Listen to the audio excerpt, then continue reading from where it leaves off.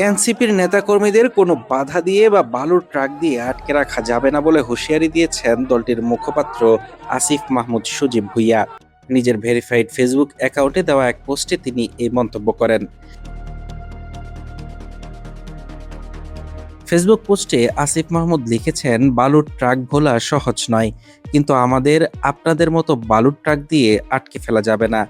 এদিকে বুধবার Moulvibazar circuit house থেকে রওনা দিয়ে বিকেল ৫টার দিকে শ্রীমঙ্গলের চা কন্যা ভাস্কর্যের সামনে পৌঁছালে এনসিপির গাড়িবহর আটকে দেয় পুলিশ।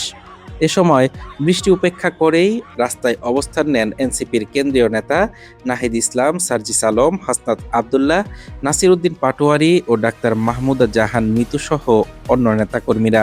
পুলিশের সঙ্গে দীর্ঘ সময় বাগবিতণ্ডার এক পর্যায়ে ব্যারিকেড ভেঙে সামনের দিকে অগ্রসর হন তারা। এছাড়া হবিগঞ্জের বাহুবল উপজেলার রশিদপুর গ্যাসক্ষেত্র এলাকার রাস্তাতেও বৃষ্টিতে ভিজে অবস্থান নেন দলটির নেতাকর্মীরা। এর আগে গত মঙ্গলবার হবিগঞ্জ জেলা শহরে এনসিপির পদযাত্রা ও সমাবেশ শেষে স্থানীয় বিএনপির অঙ্গ সংগঠনের নেতাকর্মীদের সঙ্গে সংঘর্ষের ঘটনা ঘটে।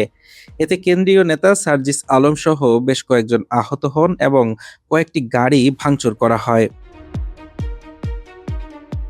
ওই ঘটনার প্রতিবাদে তাৎক্ষণিকভাবে প্রতিবাদ সমাবেশের ডাক দেয় এনসিপি।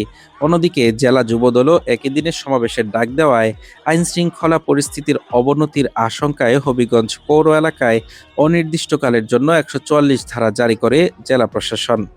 রাজনৈতিক এই উত্তেজনাকর পরিস্থিতিতে আইনশৃঙ্খলা বাহিনী ও স্থানীয় প্রশাসনের পরবর্তী পদক্ষেপ কি হয় সেদিকেই এখন নজর রয়েছে সকলের। হাফিজুর রহমান তুষার, ঢাকা টুডে।